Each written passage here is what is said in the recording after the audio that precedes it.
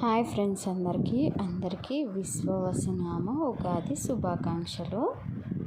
రోజు సింపుల్గా ఉగాది పచ్చడి చేసుకుందాం. దీనికోసం నిమ్మకాయ సైజ్ అంత చింతపండుని ముందుగా నానబెట్టుకొని చికెన్ గుజ్జు తీసుకోవాలి. దీనిలోకి సాల్ట్ వేసుకోకూడదు, కల్లుప్పు వేయాలి. కొంచెం ఉప్పు, వగరు కోసం మామిడి పిందెలు ఇలా కట్ చేసుకొని వేసుకోవాలి.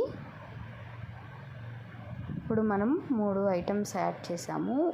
ఉప్పు, పులుపు, వగరు, అలాగే కారం కోసం మిరియాల పొడి. కారం వేసుకోకూడదు, మిరియాల పొడి ఇలా దంచి వేసుకోవాలి మిరియాలని. అలాగే చేదు కోసం వేప పూత 5 రకాలు అయినాయి.